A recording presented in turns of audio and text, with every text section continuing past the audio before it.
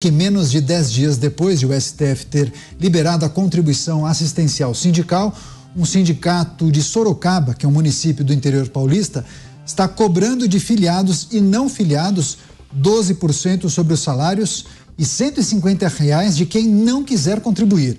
Essa informação foi divulgada nas redes sociais pelo vereador de Porto Alegre, Ramiro Rosário, que teria sido procurado por agentes autônomos do comércio dessa cidade paulista. A negociação havia ocorrido antes do julgamento da corte, só que essa cobrança ocorreu somente depois do aval do STF. De acordo com reportagem publicada pelo jornal Folha de São Paulo, desde a última sexta-feira, várias pessoas têm procurado esse sindicato com cartas para rejeitar a cobrança. Só que esse número foi tão grande que o prazo final, que iria até sábado, foi prorrogado para o dia de hoje. Vamos girar com os nossos comentaristas. Vamos começar com José Maria Trindade, em Brasília, capital federal. Zé, seja muito bem-vindo, uma excelente noite a você. Como classificar esse episódio, já que as tratativas entre esse sindicato do interior e as empresas ligadas a ele teriam acontecido antes da decisão do Supremo Tribunal Federal? Dá para classificar como uma espécie de aperitivo do que está por vir? É 171, não tem outro termo para isso aí não, viu? É tirar o dinheiro à força do trabalhador. Muito boa noite, Daniel, boa noite, Dantas, aqui em Brasília comigo. Muito boa noite, Mota, no Rio de Janeiro, e boa noite, Beraldo, Internacional. E uma boa noite especial a você. É muito importante que você esteja aqui nos Pingos nos Is, o original, como diz o Daniel. Olha, essa história de sindicato é um tema muito polêmico e muito bom de se discutir. Isso porque o sindicato exige em economias abertas, liberais. O sindicato representa o trabalhador. Só que houve uma disfunção, ou seja, uma aberração no Brasil. O sindicato se acostumou a verbas garantidas pelo governo, criou legislações específicas e se fortaleceu. O primeiro de todos os males é tal unicidade sindical. Isso significa que uma unidade da federação, ou seja, no município, só pode ter um sindicato para cada setor. Isso cria um monopólio da representação do trabalhador. Isso é um dos pontos mais polêmicos do debate sobre sindicalismo no Brasil.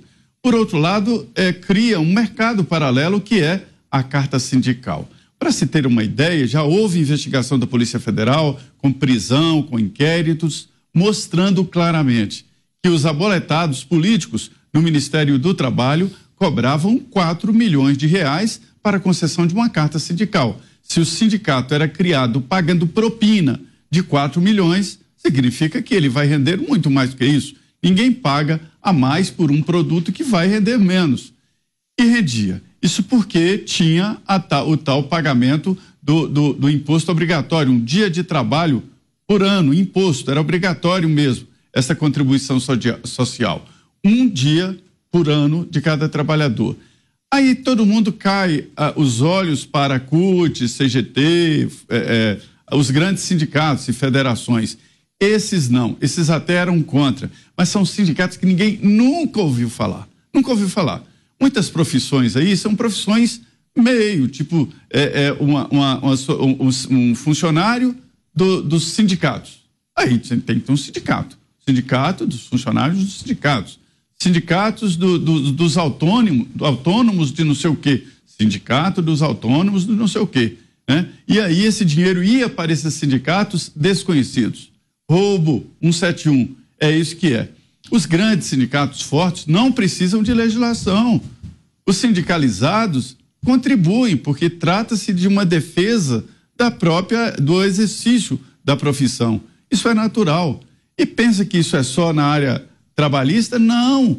Os sindicatos patronais, como o CNI, CNT e outros, arrastam dinheiro, sim, do dinheiro público, chamado 4S, e é muito dinheiro. Só vê as sedes deles aqui em Brasília e nos estados. Então, portanto, esse é um debate profundo. Agora, esse caso específico aí, isto é 171, sim, não tem dúvida disso não. Tem que pagar nada para não ser sindicalizado. A Constituição é muito clara, ninguém é obrigado a permanecer em nenhuma associação contra a sua vontade.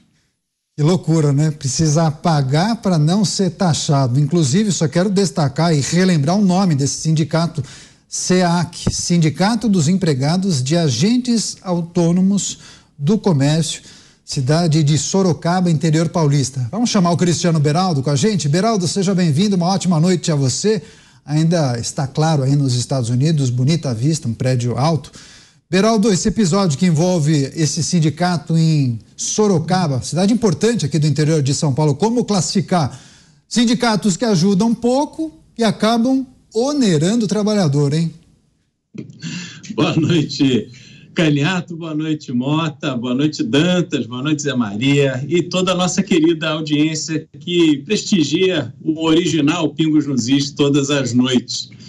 Caniato, assim, o que nós vamos falar de uma notícia como essa, não é?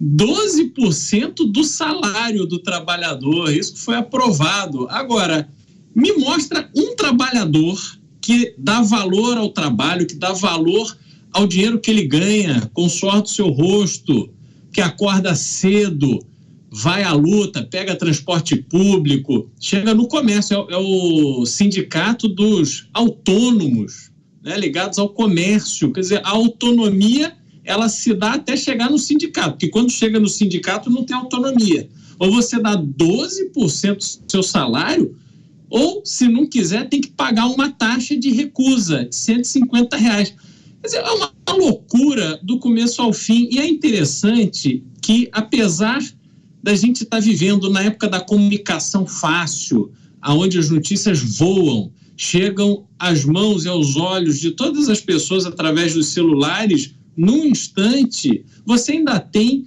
líderes sindicais presos ao passado, achando que vão tentar emplacar esse golpe, porque isso é um golpe. E achar que está tudo bem, que ninguém vai falar nada, que quem se recusar a dar 12% do salário ao sindicato vai pagar R$150 para não se incomodar. Quer dizer, é uma loucura o que a gente está vendo. E acho ótimo que tenha ganho essa repercussão, acho ótimo que a imprensa esteja cobrindo, que nós estejamos falando sobre isso aqui agora, porque isso vai inibir picaretas de aplicarem golpe nos trabalhadores. É disso que se trata, porque aqui não tem uma contraprestação de serviço que valha 12% do salário de ninguém. A gente está diante de um caso onde simplesmente os trabalhadores estão sendo levados a financiar uma operação que não faz nenhum sentido, não entrega resultado, não entrega uma melhora de vida, uma melhora de qualidade de trabalho para esses empregados, porque cada vez mais a relação entre empregado e patrão vai ser estabelecida conforme o entendimento das partes. Não existe mais isso de você querer, sobretudo no comércio, querer impor um determinado ritmo de benefícios e impor cada vez mais obrigações ao contratante, à empresa contratante, porque simplesmente ninguém está ganhando dinheiro suficiente para isso, para ficar contratando mais e mais, apesar do aumento do custo de contratação. Ao contrário, aumenta o custo de contratação, o que vai acontecer é redução do número de funcionários. A gente está vendo o que está acontecendo na maior rede varejista do Brasil. É dívida bilionária, fechando loja, não sabem o que fazer para resolver o problema, porque está difícil para todo mundo. A moleza está só nos amigos do poder, quem fica orbitando ali em torno do poder. Mas na vida real está difícil demais para todo mundo. Exatamente. E essa notícia, essa discussão, essas análises dos nossos comentaristas servem de alerta para você trabalhador, você que trabalha no regime CLT, que não quer contribuir, que não quer participar de nenhum sindicato. Você tem direito de não contribuir. E você não pode ser cobrado por isso, do ponto de vista financeiro. Então, fique atento, inclusive, com o RH da sua empresa, monitore essa situação junto ao sindicato, porque você não precisa pagar para não participar dessa contribuição. Simplesmente você se recusa, entendeu?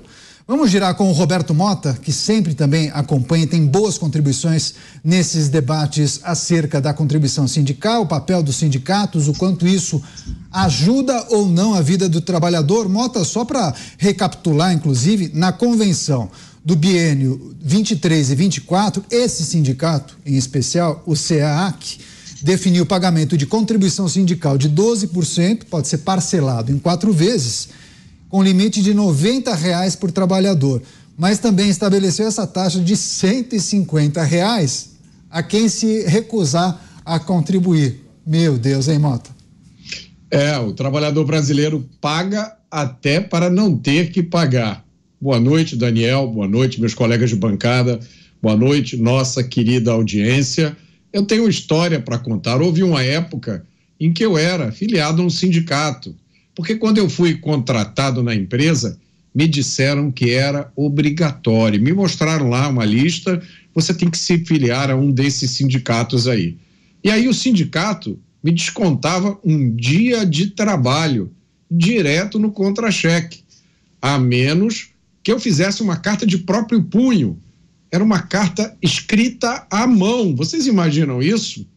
E aí eu tinha que enfrentar uma fila enorme, perder várias horas para entregar a minha carta escrita à mão no sindicato. Nada disso é novidade. A novidade é essa cobrança. Agora, cobrança de um valor daqueles que se recusam a pagar. Coitado do trabalhador brasileiro, é muita gente querendo proteger o trabalhador. É muito malandro para pouco mané. Certo, a gente segue analisando os principais assuntos do dia aqui em Os Pingos nos Is. Vamos voltar a Brasília, capital federal. Cláudio Dantas com a gente. Dantas, ótima noite, seja muito bem-vindo. Essa notícia, apesar de ter como destaque principal o interior paulista, repercutiu em todo o país justamente por conta dessa taxa para aquela pessoa que se recusa a contribuir, essa contribuição assistencial. Queria também pedir sua análise e avaliação de que maneira isso pode também acontecer em outros sindicatos, em outras regiões do país. Dá para fazer uma alusão ao pedágio, né? Essa taxa é um pedágio, mas é um pedágio para você sair de uma festa aí que você não foi convidado e que você não tem direito a nem tomar um refrigerante. Na verdade, tem que ter cuidado aí, porque você vamos dizer assim, o trabalhador nesta festa, ele é o alvo principal. Eu estava olhando esse CEAC, né? Sindicato, prestem atenção, Sindicato dos Empregados de Agentes Autônomos do Comércio e Empresas de Assessoramento, Perícias, Informações e Pesquisas e de Empresas de Serviços Contábeis de Sorocaba e região. É brincadeira. Faturar mais. Isso aqui só pode ser brincadeira. Eu vou contar uma história para vocês, aí me inspirando no Mota. História que eu vivi, eu também, né, Mota? No caso aqui eu escrevi, denunciei todo esse esquema que funcionava com a fábrica de sindicatos que foi montada na época que o Lupe era ministro, 2011, governo Dilma Rousseff.